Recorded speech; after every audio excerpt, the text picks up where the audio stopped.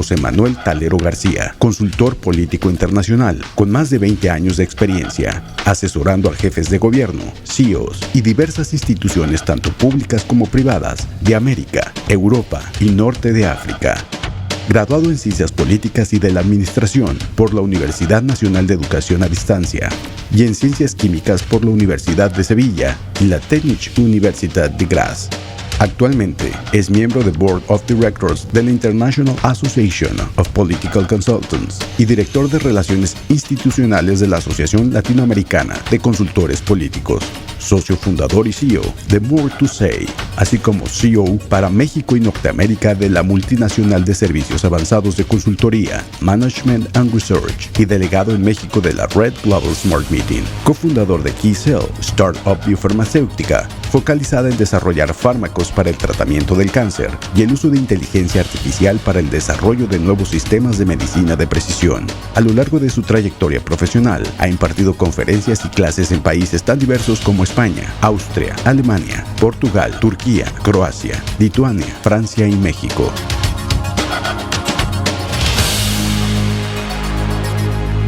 Bueno, aparte ahora soy también director de desarrollo de negocios de Green H2 Latam, así que una raya más al tigre. Bueno, vengo a hablarles de hidrógeno, ¿no? Y además hidrógeno verde, que algunos dirán, ¿por qué verde? ¿No? Ahora vamos a explicar por qué y por qué además es importante para el tabaco, ¿no? Podemos aprovechar el tabaco. Pero antes de eso quisiera poner en contexto, porque creo que también las cosas hay que poner en contexto, porque muchas veces oímos temas, cosas que fuera del contexto no terminamos de entenderlas o no nos acordamos de la importancia o de la urgencia del tema. Estamos ahora mismo en un modelo que ya está agotado, o sea, un modelo económico tradicional, lineal, ¿no? De extraer recursos, generar productos y venderlo y luego tirarlo, ya no funciona.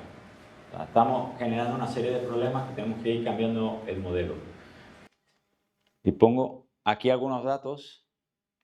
Generamos 2.200 millones de toneladas de residuos al año. Yo viví 10 años en Austria, ¿no? Que se hablaba en la presentación. Viví 10 años en Austria, estoy hablando del 2000 al 2010, ¿no? O sea, ya hace unos años. Y me acuerdo cuando llegué, allí el sistema de recolección de basura funciona muy diferente, ¿no? Allí no te lo recogen a diario. Por ejemplo, claro, yo vivía en una zona residencial, afuera, tenías que, todos los productos reciclables, o sea, las botellas, Tetra Brick y demás, lo ibas guardando y venían a recogerlo una vez al mes. Bueno, me quedaba impresionado porque llevábamos una bolsa así, enorme, ¿sabes? Porque el día a día vas tirando una botellita, otra botellita y tal, y no eres consciente de todo lo que estás generando. Ahí ya me quedaba impresionado, una bolsa así, incluso a veces 2 bolsas de este tamaño. Y estaba hablando de una unidad familiar pequeña, no éramos una familia con 20 hijos, ¿sabes? O sea, éramos 2 personas, ¿no?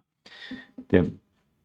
Es equivalente a más de 800.000 piscinas olímpicas. No sé quién ha nadado en una piscina olímpica, ¿no?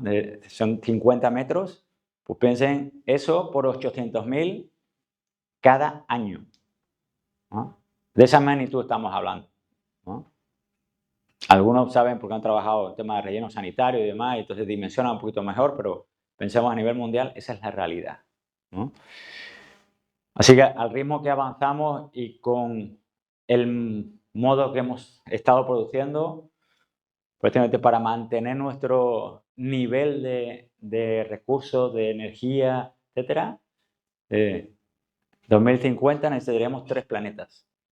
Estamos hablando de ya, no estamos hablando de dentro de 1000 años o de dentro de 20 generaciones, estamos hablando de ya, ¿no?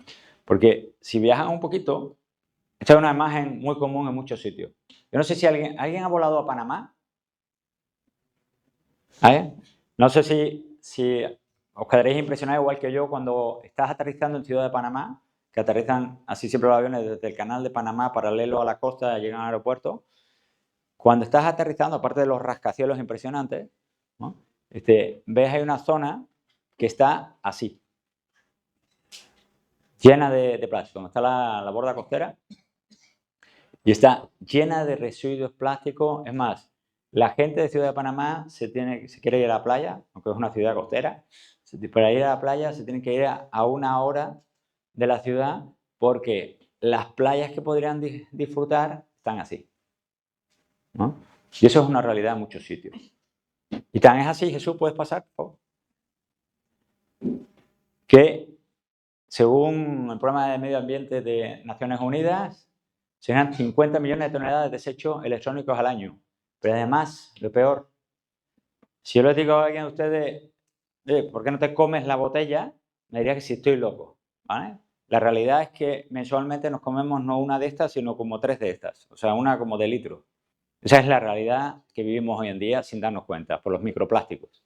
Porque no se recicla suficiente, porque generamos demasiada basura. Entonces necesitamos cambiar el modelo, porque eso nos está generando un montón de impactos que no somos conscientes. Por ejemplo, ahí se ha mencionado otra de las locuras en las que me he embarcado. Hemos creado una biofarmacéutica para luchar contra el cáncer. Bueno, pues a partir de involucrarme en ese tema, he estado mucho más a fondo en el tema del cáncer. Está aumentando cada vez más el cáncer y cada vez en edades más tempranas. Especialmente, pues cáncer, por ejemplo, de colon, que en México la incidencia es el doble de la media mundial. Por la dieta, pero pues también, entre otras cosas, pues por ejemplo, los microplásticos que nos comemos, ¿no? ¿Qué tiene que ver esto con hidrógeno verde, que era el tema que íbamos a hablar? Tiene que ver mucho, porque es cómo gestionamos los recursos que tenemos. Hasta ahora, parte de ese modelo lineal, gestionábamos pues, combustibles fósiles. Venga, da igual si contaminamos, ¿no? Alternativa, tema de hidrógeno, yo estudié en la carrera hace 30 años. Lo que pasa es que hace 30 años pues era bastante costoso. Hoy en día las tecnologías han avanzado, ¿no? Jesús. Esa es la realidad que tenemos con el cambio climático. ¿Ha habido inundaciones aquí recientemente? Entonces, cuando venía para acá me dijeron, bueno, ha habido ahí bastantes lluvias, ¿no? ¿Quién ha ido a Cancún recientemente? A la Ribera Maya, ¿no? En los últimos años. ¿Qué pasa con el sargazo? ¿No? Un pequeño cambio de temperatura que más de uno dirá, bueno, 1,5 grados. 1,5 grados no es nada, no hay problema, estamos aquí acostumbrados, aquí en Tabasco hace calor siempre, estamos en el aire acondicionado, no hay problema. Bueno, pues ese 1,5 grados pues está haciendo que, por ejemplo, haya sargazo continuamente en la Ribera Maya y todo el Caribe tenga un serio problema con el sargazo, ¿no? Sequías extremas en algunas partes del mundo. Está haciendo que se pierdan cosechas. Pero lo siguiente que se pierdan cosechas es que, aparte de la hambruna en el territorio, donde sea, es que también aumentan los precios de los alimentos. O sea, hablamos mucho de la inflación en los alimentos, ¿no? Es consecuencia de lo que estamos generando. Por eso tenemos cierta urgencia, aunque a veces no somos conscientes, pero tenemos cierta urgencia en actuar, en cambiar, ¿no? Incendios, temporales. Yo no sé si viste las noticias hace un par de años en Madrid, en España, hubo una nevada histórica y hay vídeos, podían buscar en internet, en Google, en YouTube, en Instagram, vídeos de gente esquiando por el centro de la ciudad con, bueno, un coche y le remolcaba esquiando por las avenidas de Madrid, de la cantidad de nieve que había, que era una nevada histórica, ¿no? La temporal Filomena, creo recordar se llamaba. Y nos pasan efectos climáticos extremos como esos, ¿no? Siguiente, por favor. Entonces, cada vez tenemos fenómenos meteorológicos más extremos que nos generan estrés hídrico. El rector hablaba de estrés hídrico, ¿no? Falta de agua, por ejemplo, en el norte. En África hay serios problemas en muchos países y se están perdiendo cosechas, ¿no? Por el otro lado, de pronto llueve en exceso y pasamos de sequía a inundaciones. Los 2 últimos años, casi todo México ha estado, bueno, Tabasco con una excepción creo, pero el centro y norte del país han estado con una sequía enorme. Y de hecho se han perdido cosechas, todo el Bajío, por ejemplo, ¿no? Y de ahí han pasado a unas lluvias este año. Ha habido récords de lluvias en Jalisco y en Michoacán y en Querétaro. O sea, todo el Bajío ha habido récord de lluvia y además han afectado también por exceso de agua, en este caso, han afectado las cosechas, ¿no? Y se espera también una subida de precios por eso. Eso pues lleva a temas como hambrunas, aumento de precios de alimentos, conflictos geopolíticos, porque eso también genera migraciones. En Europa, si habréis escuchado el problema del tema de migraciones, el alce de la extrema derecha y extrema izquierda antimigración. En Alemania, las últimas elecciones en Alemania aumentaron no solo partidos de ultraderecha, sino partidos de ultraizquierda que su campaña era antimigración. Porque era un problema con la migración irregular, no porque están en contra de la migración, sino porque al final ha habido una migración masiva fruto de los conflictos, entre otros temas de hambruna, entre otros temas de sequía, además, que eran gente que no iba buscando mejores oportunidades, sino huyendo. Y además sin capacidad de adaptarse, porque sin conocer el idioma, sin conocer la cultura, sin ciertos conocimientos y demás. Entonces, eso está pasando ya en el mundo. Conflictos bélicos por los recursos cada vez más limitados. Aumento de la pobreza, efectos negativos para la salud humana, enfermedades que ya estaban en extinción, que ya parecían que iban a desaparecer y están aumentando de nuevo. Entonces, era un poco por poner en contexto, ahora sí vamos a entrar en el tema de hidrógeno, ¿vale? Pero creo que es importante que tomemos conciencia no solo de una oportunidad de negocio, sino la urgencia, la importancia del tema, ¿no? Siguiente, por favor. Ahora sí, ¿qué hacemos ante ese contexto? La recién nombrada presidenta, pues en su plan de desarrollo, los 100 pasos para la transformación incluye propuestas para la soberanía energética, pero un desarrollo sustentable. O sea, no simplemente seguimos generando energía, sino empecemos a pensar también de una manera sustentable y limpia. Entonces, con algunas propuestas, por ejemplo, que salen de su programa, maximizar la penetración de energías renovables, aumentar la inversión en energías renovables, cosa que en el último sexenio estuvo un poquito parada. Vamos a impulsar esos proyectos. Electrificación, apoyar la transición energética. También, no solo en grandes proyectos, sino también a pequeña escala, unidades agrícolas, en pequeños municipios. Sustituir combustibles fósiles por energías renovables, sustituir derivados de petróleo por energías alternativas de electricidad, enfatizar el uso de energías renovables, maximizar la eficiencia en la producción, transformación, logística y consumo de combustible y electricidad. Es decir, vamos dando pasos y va a haber un impulso en este sexenio en esa línea de generar, producir energías más limpias, ¿no? Obviamente no vamos a eliminar de un día para otro los combustibles fósiles, pero sí empezar a equilibrar, ¿no?, ese mix energético. En Europa ya se han prohibido, en teoría, 2035, la producción de vehículos de combustión, o sea, de gasolina o de diésel. Está ahora en debate porque en 2035 parece que no se va a poder conseguir ese objetivo, pero van por esa línea ya, ¿no? Siguiente, por favor. Este es el consumo energético en México hoy en día, ¿no?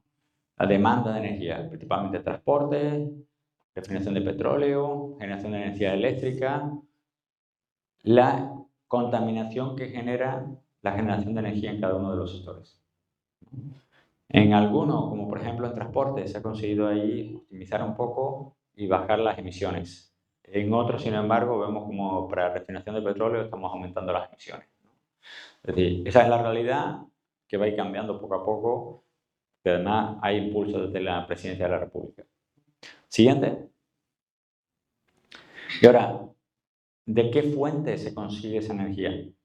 ¿Ah? Esta es la evolución en los últimos años. Si vemos datos del 2023, del año pasado, el 78.8% es a partir de termoeléctrica, ¿ah? O sea, con uso de combustibles fósiles, que juntas, ¿no? Tiene fotovoltaica muy poquito, eólica también muy poquito, en torno al 1%. Si consideras las emisiones de CO2, o sea, a partir de combustibles fósiles, estamos hablando de más del 80%, ¿no? Porcentaje que tiene que ir bajando, y para eso el hidrógeno verde o hidrógeno limpio puede jugar un factor fundamental para poder ir equilibrando, ¿no?, ese porcentaje que ahora mismo es excesivo de combustibles fósiles. O sobre todo, más que nada, por las emisiones de CO2 y la contaminación y el impacto que tiene en el cambio climático. Siguiente. Ahora, concentración geográfica actual en la producción energética en México. La generación de energía está concentrada fundamentalmente en 7 estados. No aparece Tabasco. Ahí tenemos un área de oportunidad, ¿no? Si queremos también impulsar la economía, el desarrollo de Tabasco, ¿no? También tener generación de energía aquí y poder ser pioneros. La siguiente. Antes has hablado del hidrógeno, ¿no? Y como decía el rector, hay muchos colores. ¿Quién sabe de los colores del hidrógeno? ¿A alguien le suena? Él ve una mano. ¿Alguien? ¿Qué colores sabes? ¿Sí? El blanco. ¿Cuál es el blanco? Hidrógeno. Hidrógeno blanco. Es energía limpia, se puede considerar energía limpia también. Los colores vienen, como dice, perdón, ¿tu nombre? Como dice Jessica, sí había producción de hidrógeno y consumo de hidrógeno en México desde hace tiempo. ¿No? De hecho, yo estudié en la carrera ya hace bastantes años. Pero el que había, ahora se le han puesto ya apellidos, ¿no? Y el que hay y el que había es gris o negro. ¿Por qué gris o negro? Porque precisamente, como dice Jessica, al revés, estos no son limpios. Están los limpios y los que no son limpios. ¿Por qué? ¿Qué es eso de limpio y no limpio? Es como viene aquí, según la fuente de energía para generar hidrógeno. Como decía, el hidrógeno es raro encontrarlo solo. Está en combinación, por ejemplo, en el agua, ¿no? H2O. Y ahora, para separar esas dos moléculas y tener hidrógeno, tienes que invertir energía. Entonces, depende de cómo sea esa fuente de energía, pues será limpio o estás contaminando al generar, ¿no? Ese proceso, ¿no? Entonces, por eso tienes, si viene de combustibles fósiles, pues tienes gris o negro, negro del carbón, gris del combustible, ¿no? Si viene de energías limpias, por eso el apellido de hidrógeno verde, ¿no? Entonces por eso se le pone verde si viene, por ejemplo, de energía solar, ¿no? O renovables. El rosa, porque es de la energía nuclear, que si bien no emite CO2 en el proceso, pero por otro lado tienes un problema con los residuos, ¿no? del uranio. Entonces, es un poco debatible si es limpio o no es limpio, pero bueno, no emite efectos del cambio climático, no está generando esa contaminación, por eso se considera como limpio, entre comillas. El azul, que a lo mejor ha generado contaminación en el proceso, pero esa contaminación, ese CO2 lo ha retenido con algún mecanismo, entonces lo compensa y por eso se considera también limpio, entre comillas, porque el balance total es neutro, ¿no? Entonces, según la fuente de energía, son los colores. Hidrógeno blanco, que comentaba el rector y como decía Jessica, es limpio. Es de yacimientos, que igual que encontramos yacimientos de petróleo, ya se ha encontrado que en algunos sitios puede haber yacimientos de hidrógeno. Muy complicado de conseguir y todavía complicado de extraer, pero ya está hablando de reservas que pueden generar energía por varios siglos, ¿no? En algunos países. Este digamos que el esquema, según la fuente de energía, en los diferentes apellidos del hidrógeno, nosotros estamos apostando al hidrógeno verde o limpio, en cualquier caso. Verde, azul, limpio entre comillas, el rosa o el blanco, ¿no?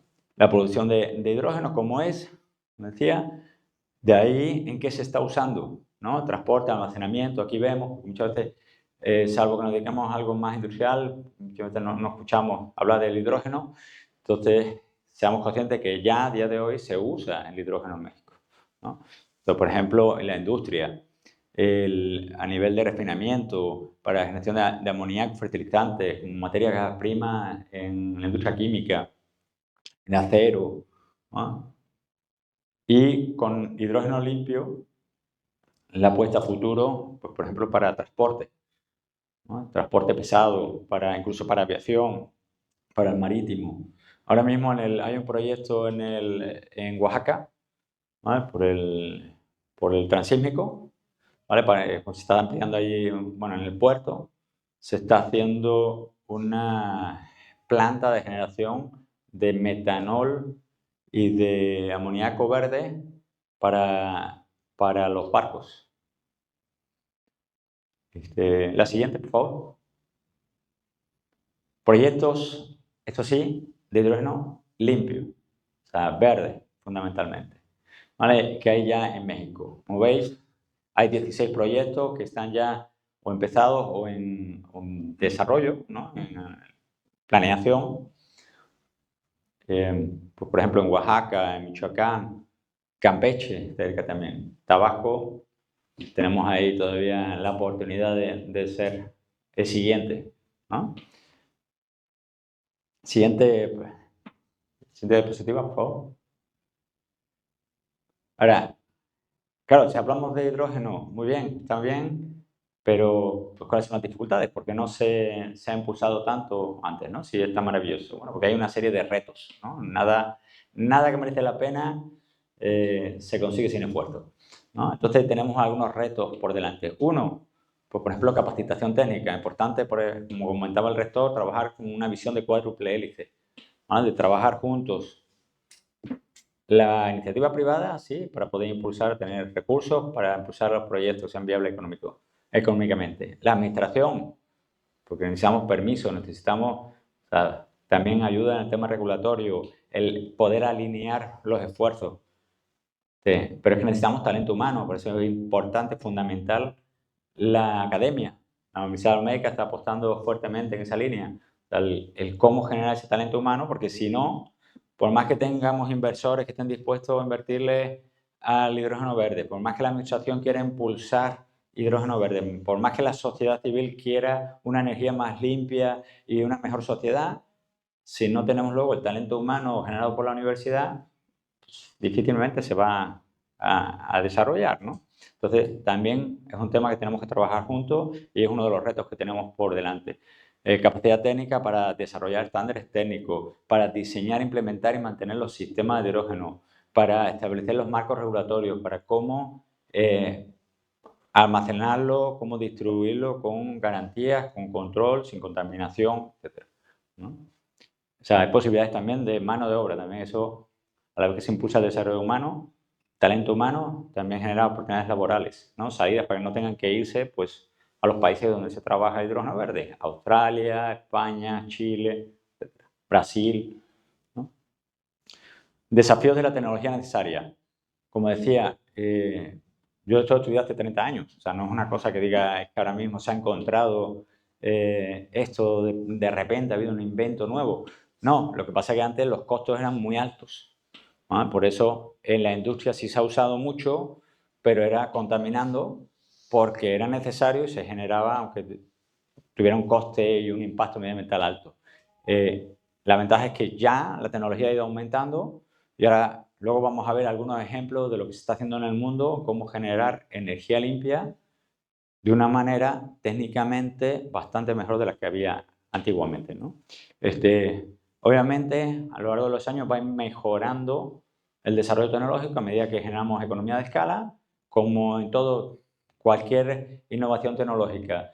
Ayer hablábamos de los teléfonos, nos acordábamos aquí algunos de los primeros teléfonos, cuando empezábamos a usar los teléfonos.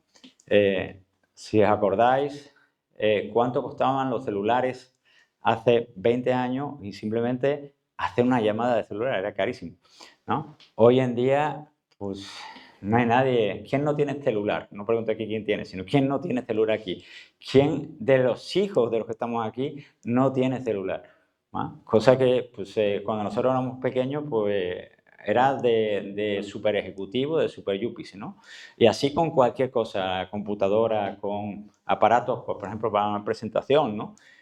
Todo, al final, con la innovación se va generando economía de escala y se van abaratando costes y va siendo más accesible. En este caso, hidrógeno verde está pasando lo mismo. Hace 30 años era casi que impagable. Hace 10 años ya muchos países empezaron a apostarle y se ha ido generando avances que ya cada vez más accesible. Y ya las previsiones es que el 2030, o sea, acabando este sexenio, sea totalmente competitivo con los combustibles fósiles. O sea, ya no solo es un tema de, ok, porque apostamos a un mundo más limpio, entonces vamos a pagar un extra para generarlo, sino que sea totalmente competitivo con los combustibles fósiles. Estamos hablando de 2030, 6 años, o sea, ni siquiera es, ¿no?, una eternidad, ¿no? Disponibilidad, igual también, que podamos conseguirlo en cualquier sitio. Claro, yo les voy a hablar, por ejemplo, de aplicaciones. Ya hay vehículos de hidrógeno. En Suecia se están vendiendo vehículos de hidrógeno. Pero claro, ¿quién va a querer comparar? ¿Quién trabaja con vehículos de hidrógeno? Porque luego dice, bueno, ¿y cómo lo recargo? ¿No? Necesitas también, pues obviamente, pues completar, ¿no?, todo el ecosistema. Es decir, que haya producción, que haya distribución y, por tanto, no solo que pueda comprar una aplicación, ¿no?, o un vehículo, por ejemplo, en este caso de hidrógeno, sino, bueno, y después cómo lo reparo, y cómo, si se estropea, cómo me lo arreglan, etcétera, ¿no? O sea, hay que completar el círculo, pero vamos hacia allá, ¿no? Como digo, por ejemplo, en Suecia ya están vendiendo vehículos de hidrógeno. Siguiente, por favor. Ahora, hay un potencial enorme en México para el hidrógeno limpio, sea verde, sea azul, sea blanco, sea rosa, en distintas industrias estratégicas. Por ejemplo, ¿dónde podemos reducir el impacto medioambiental? ¿Ah? Y las magnitudes, por ejemplo, la refinación de petróleo. Estamos hablando que se pueden reducir 148.000 toneladas año de CO2. En minería, la integración de hidrógeno a red gas natural, producción de amoníaco, industria del metal, transporte público.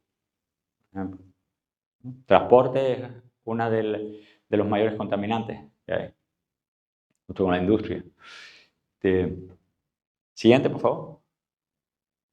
Hay retos también en infraestructura y logística, obviamente, ¿vale? Hablábamos antes del talento humano, pero también en generar, como decía, esa red. Pues, por ejemplo, claro, si le apostamos a hidrógeno y ahora, ok, se hace aquí una planta de producción y luego, ¿qué? Habrá que distribuirla, ¿no?, que llegue hasta el consumidor final, sea la industria o sea, pues, los ciudadanos, ¿no? Entonces, necesitamos precisamente ciertas redes. En Alemania se acaba de anunciar esta misma semana, el martes si no recuerdo mal, una mega inversión de, al cambio serían unos 400.000 millones, repito, 400.000 millones de pesos, ¿no?, para precisamente fortalecer la red de la infraestructura de hidrógeno en Alemania. Se acaba de anunciar para que el 2032 esté terminado. O sea, no estamos más hablando a 50 años. Bien, a 8 años. ¿No? 7 casi. Ya estamos acabando el 24, como quien dice. Desafío, pues seguridad, actuación tecnológica, infraestructura adecuada, como comentaba. Hay cierta complejidad con la conectividad, por eso necesitamos desarrollar el talento humano. Siguiente. Ahora, retos para el desarrollo de la industria del hidrógeno. Como decía, el principal reto y el principal obstáculo hasta ahora ha sido el tema del costo. El costo para la generación de hidrógeno limpio era muy alto. Costo que ha ido bajando progresivamente y, como decía, ya las previsiones que el 2030 sea competitivo con los combustibles fósiles, ¿no? Retos en el ámbito social y ambiental. Obviamente, cuando hablamos de energía, o igual cuando hablamos de residuos, cuando hablamos de ese tipo de cosas, algunos que, bueno, están en el gobierno, ¿no?, en el gobierno estatal y municipal, pues saben que generalmente genera cierto rechazo. Nadie quiere algo así. Le hablas de una central nuclear, nadie quiere una central nuclear cerca. Le hablas de una refinería, nadie la quiere cerca. Quiere un relleno sanitario que hace falta, nadie lo quiere cerca, obviamente. ¿Es necesario? Sí, sí, pero se lo pones al vecino, a mí no. ¿No? O sea, al estado vecino, ¿no?, al pueblo vecino, se lo llevan a otro vecino. Como se ve en mi currículum, he trabajado en proyectos de consultoría fundamentalmente y he trabajado con distintos gobiernos. Con frecuencia hemos tenido un reto en ese sentido, porque al final, cuando tomabas una decisión que era necesaria desde el ámbito, por ejemplo, a un nivel estatal o nacional, tomabas una decisión que era estratégica, necesaria, pero al final tenemos que generar energía de alguna manera, tenemos que pues gestionar la basura de alguna manera.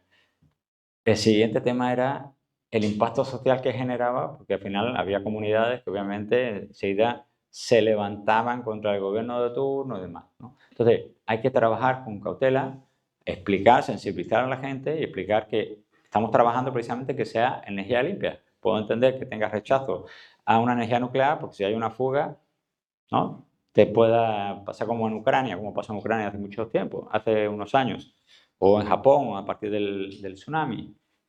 Pero pues al final, en algún sitio hay que generar energía. Y además, si la quieres limpia, está la apuesta por una energía limpia. Entonces hay que sensibilizar a la gente. Pero se puede hacer con campañas, ¿no?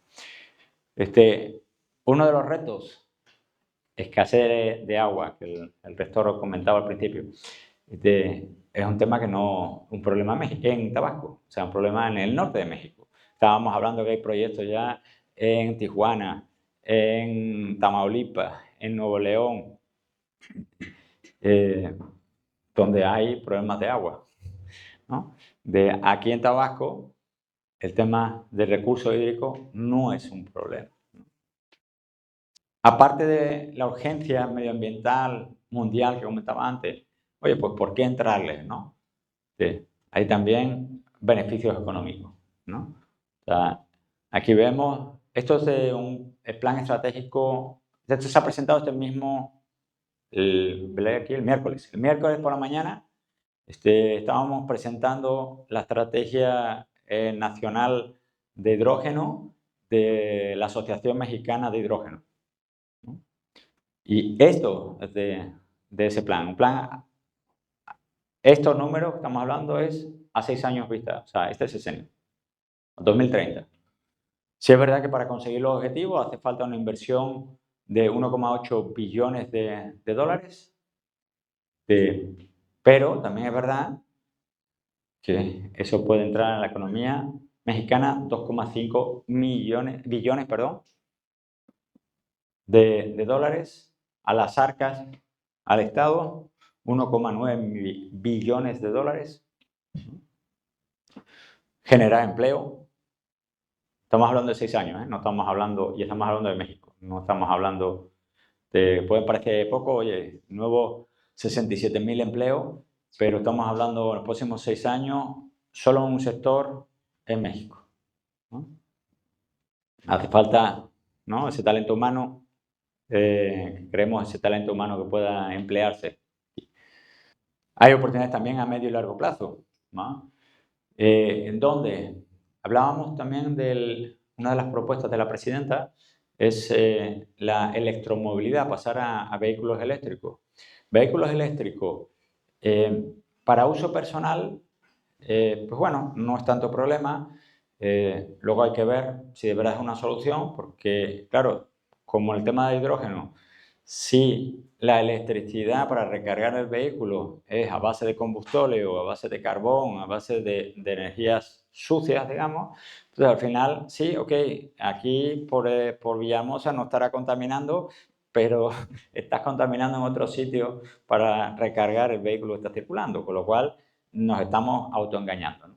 Aparte hay otro problema que es la autonomía. Los vehículos eléctricos pues tienen una autonomía corta, ¿no? O sea, tienen 400, 500 kilómetros en el mejor de los casos, 600 en algunos casos, y unos tiempos de recarga también muy largos, ¿no?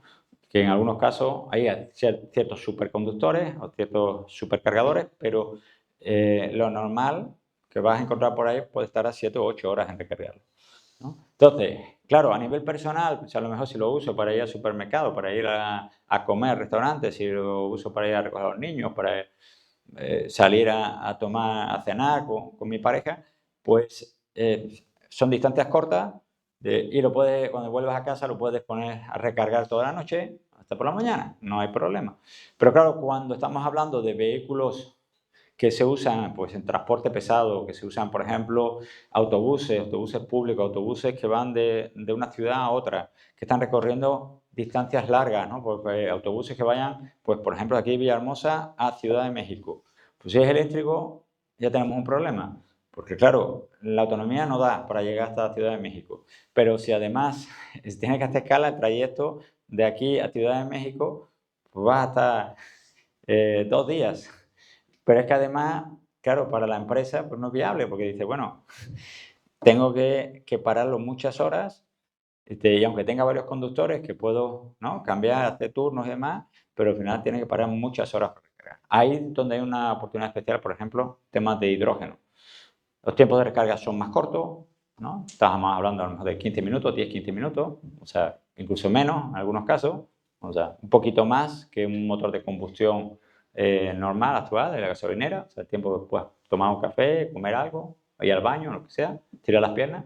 Estás hablando que además tienen más vida útil, ¿no? Con lo cual, pues, por ejemplo, todo lo que es logística, lo que es transporte, camiones que recorren toda la República, que van de aquí a Estados Unidos, ¿no? Ahí, en ese campo, sí tienen mucho potencial, más que los vehículos eléctricos, ¿no? También en generar alternativas, bueno, aquí hay la comercialización de hidrógeno verde, pues se puede aprovechar la infraestructura que hay de energías limpias ahora mismo y además impulsar nuevos proyectos, ¿vale? Porque a la vez está usando, porque un problema de las energías renovables, por ejemplo la fotovoltaica, pues si hay sol, muy bien, está generando energía, pero ¿qué pasa si como ahora está nublado, no hay sol, en la noche, demás? Almacenar energía. Lo que pasa es que de la solar y la eólica no puedes almacenar directamente la energía, tienes que tener una fuente de almacenamiento. Ahí es donde puede entrar, ¿no?, juntarse la energía de hidrógeno, que sí sirve como vector energético para almacenar esa energía que se vaya a usar en otro momento, para transmitir la energía. Siguiente. Oportunidades adicionales en la infraestructura industrial y manufactura de México, ¿vale? Una cosa, ubicación estratégica es importante, porque hay factores que importan y ya pensando en este punto que es exportarlo. Otro apunte importante. Chile ahora mismo, hace creo que 3 semanas, a lo mejor entre 3 semanas o un mes, la Unión Europea, una delegación de la Unión Europea fue a Chile y anunció la inversión de, no recuerdo ahora mismo bien, pero creo que eran 400 millones de euros para que Chile impulsara el hidrógeno verde, que ya lleva años con ello, pero para que impulsara pensando no solo en el consumo local, sino que impulsara para que la Unión Europea comprase el extra de hidrógeno verde que produciera. Es decir, no trabaje usted solo para producirla, para que usted la consuma, sino ahí le dejo dinero para que cree mucho más, porque nosotros queremos desarrollarla, impulsarla en la Unión Europea, pero la cantidad, la oferta que queremos generar no nos da para generarla solo con los planes estratégicos aquí en Europa, así que ahí le doy dinero para que la impulse, la desarrolle y yo le voy a comprar la materia prima. Eso ya está pasando en Chile, está pasando en Brasil, está pasando en Uruguay, ¿no? México tiene una oportunidad con eso, de cara a Europa, de cara a Estados Unidos. Por eso es importante, pues, por ejemplo, sitios que tengan cerca un puerto o que tengan un transísmico que se pueda mover, ¿no?, la producción rápido Atlántico-Pacífico para llegar hacia Estados Unidos, para llegar a Europa y llegar a Estados Unidos bien por el Atlántico, bien por el Pacífico. Es decir, que al final estás generando energía limpia y estás atrayendo, se habla mucho del nearshoring, ¿no? Si hemos escuchado todos hablar de nearshoring. Bueno, pues en este caso sería nearshoring, pero en energía. Atraer la producción de energía aquí, energía limpia, es decir, que no nos deje aquí contaminantes, y esa misma energía se la vendemos a Estados Unidos, se la vendemos a Europa, la vendemos a Asia, es decir, como un motor de desarrollo económico. Y además, permitiendo que cumplamos los objetivos del milenio y descarbonización de la economía, ¿no? O sea, que vayamos haciendo una economía mucho más limpia y más sostenible a largo plazo. Otra que está pasando en el mundo ya esta misma semana, si no me equivoco, 21, o sea, el lunes, ¿no? Pues el lunes, Francia, hubo un encuentro el lunes de la Cámara de Comercio franco-mexicana, ¿no? Francia anunció inversiones por 2.500 millones de dólares en México, a empresas francesas, para esto exclusivamente hidrógeno verde, ¿no? No para cualquier otro negocio, hidrógeno verde, 2.500 millones de dólares esta misma semana. Eso es lo que está pasando ahora mismo en el mundo. ¿no? Eso es una oportunidad, si levantamos la mano, traer inversión aquí a Tabarco. Siguiente. Viena, Viena Linea. Esta es la red de transporte público de la ciudad de Viena, ¿no? Ya este año, desde hace un par de meses, la ciudad de Viena, la red de transporte público, que es buenísima, no sé si alguien ha estado en Viena, funciona de maravilla. Bueno, ya hace años que se fueron convirtiendo a vehículos eléctricos, ¿no? Bueno, pues ya este mismo año, hace un par de meses, ya sacó una licitación para ir convirtiendo las líneas de transporte urbano eléctricas en vehículos de hidrógeno, precisamente por el problema que comentaba antes. O sea, poca autonomía, entonces vehículos que estaban circulando día y noche con distintos conductores, obviamente, no con una sola persona, pero pues tenían que pararlo muchas horas para recargarlo y aparte, para tener un poquito más de autonomía, claro, tenían que tener más batería, por lo cual más pesado. Al ser más pesado, pues era un efecto también contrario. También al ser más peso, consumía más energía, por tanto se consumía antes, ¿no? la batería eléctrica. Y no solo eso, sino pues ¿cómo se llaman aquí? Las palatas, ¿no? Las palatas, las llantas, etcétera, ¿no? O sea, el resto, ¿no? Las piezas de autobús. Con lo cual la vida útil del aparato, del autobús en este caso, también era menor, ¿va? Entonces ya están pasando a vehículos de hidrógeno porque, claro, son más livianos, entonces no tienen ese problema, tienen mayor autonomía y los tiempos de recarga menores. Pero es que además, para completar el círculo, lo que han hecho, como decía antes, bueno, sí, yo compro el vehículo de hidrógeno y ¿ahora qué? ¿De dónde lo recargo? Bueno, han creado unas estaciones de recarga donde generan el propio hidrógeno limpio. Con lo cual, también se están ahorrando, pensando a medio o largo plazo, el gasto enorme de combustible, ¿no? O de electricidad, en este caso, que suponía, ¿no? la movilidad del transporte urbano. ¿Cuánto puede ser la factura de un municipio o de un estado, ¿no? En transporte? Pues claro, cuando lo pensamos a nivel personal, que usamos muy poquito, pues a lo mejor que echamos 1.000 pesos, 2.000 pesos, ¿no? a la semana. Pero claro, ahora pensemos, está circulando 16, 18, 20 horas diarias por 100 autobuses, por 200 autobuses, ¿no? Y además que son vehículos más grandes que también consumen más, ¿no? Y multiplicas por todo eso, estás hablando de de cientos de miles de pesos, ¿no? Entonces, el conseguir un ahorro considerable en esa línea, pues bueno, sí, al principio hay que hacer una inversión, pero pensando a unos años, consigues unos ahorros también notables, aparte del ahorro en el impacto medioambiental, ¿no? Pero bueno, en el caso de electricidad, pues, si la electricidad era limpia, pues, no estabas contaminando, pero bueno, al final es un win-win, ¿no? Para todos. Y eso ya está pasando también. Siguiente. Un ejemplo, ¿alguien ha visto esto? Copenhague. Oslo, una ciudad de 600.000 habitantes. ¿Cuánto tiene el centro? Como 500, ¿no? O sea, prácticamente del tamaño de Villahermosa, un poquito más, ¿va? Bueno, pues esto es un proyecto precioso en Oslo, Noruega, ¿no? ¿Alguien sabe qué es esto? ¿Alguien tiene idea de qué puede ser esto? ¿No? ¿Paneles solares? No, no hay paneles solares, pero no está desencaminado el tema. ¿Alguien sabe? ¿Alguien que diga qué se le ocurre?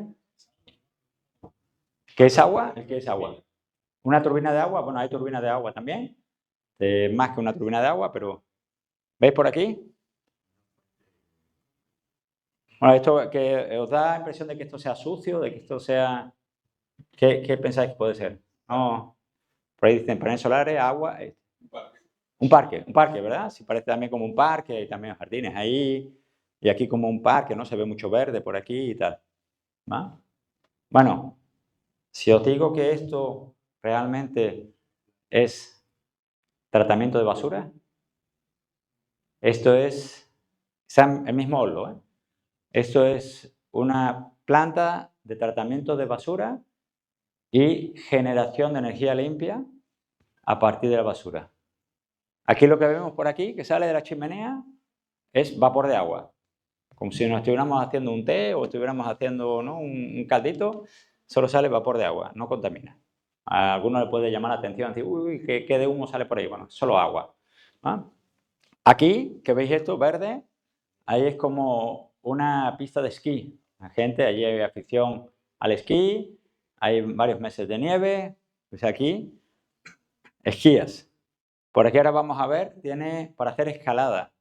O sea, es como un parque lúdico, está en medio de la ciudad, estás tratando la basura, todos los residuos, generando energía limpia y hablábamos antes del reto de involucrar a la sociedad, sensibilizar a la sociedad. Entonces estás diciendo, oye, es tan limpio que puedes venirte aquí con la familia a esquiar, a hacer como senderismo, a hacer escalada, a hacer actividades, no hay ningún problema. Y debajo estás gestionando, tratando la basura, gestionando energía, generando energía a partir de plásticos, eliminas residuos, no tiene impacto visual, ¿no? O poco, porque además está bien integrado y además no tiene un problema con la sociedad y encima está generando energía para el consumo de toda la ciudad. El hidrógeno verde, ¿vale?, también es importante, hablando de qué está pasando en el mundo, cómo está creciendo económicamente, las previsiones de crecimiento económico del negocio, porque al final hay que ser realista. Pero yo cuando estudiaba ciencias químicas fui el líder estudiantil, fui presidente del consejo de estudiantes, impulsé el aula universitaria de medio ambiente y con el colegio de químicos impulsé la sección medioambiental del colegio en toda la región, en todo el estado, ¿no?, Andalucía. Claro, el tema entonces era, sí, está muy bien, todo ese tema medioambiental, y va a crear una consultora medioambiental y todo. Sí, pero ¿quién lo paga? ¿No? Entonces, hay que hacerlo viable económicamente, si no, no funciona, ¿no?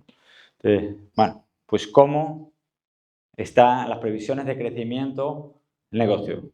¿No? Entonces, del año pasado, 2023, la expectativa hacia, bueno, 2040, 2050, por regiones. Latinoamérica tiene un potencial enorme ahí, ¿no? Siguiente. Bueno, hablábamos antes, esto es un ejemplo, de empresas, digamos que en todo el ecosistema del hidrógeno. Me decía antes, bueno, está muy bien que produzcas a partir de plásticos no reciclables. Sí, muy bien, pero ya tengo el hidrógeno y ahora ¿qué hago? ¿No?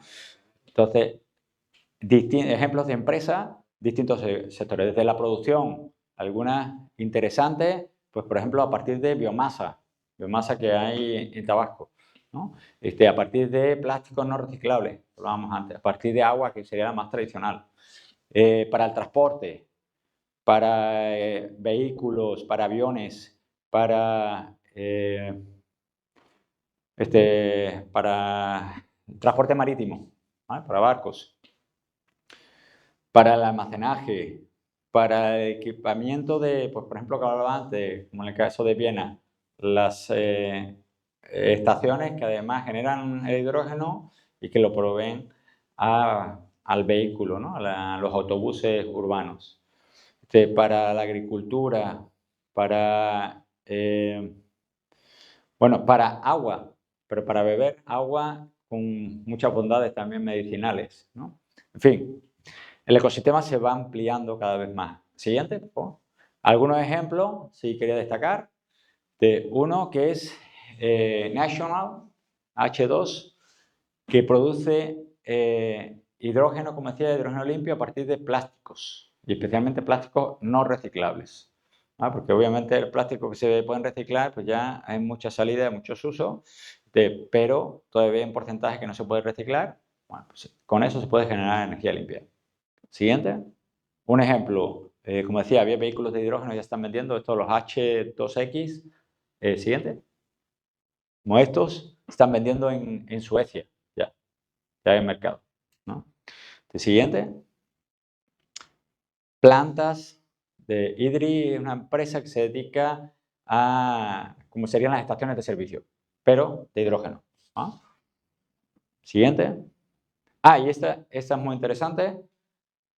Pero claro, hablamos de los proyectos y algunas cosas son proyectos como a largo plazo, proyectos de mucha inversión, ¿no? Por ejemplo, los de Copenhague, perdón, Oslo, en Noruega. Claro, eso es un proyecto precioso, pero un proyecto que también necesita mucho dinero y luego, además, como dice, bueno, es que eso puede estar un poco alejado, porque yo solo como ciudadano o yo como empresario, pues, yo tengo una pyme, no voy a poder hacer eso. Eso hay que involucrar a la administración y buscar inversores de fuera y además necesitamos talento humano, son cosas muy grandes, ¿no?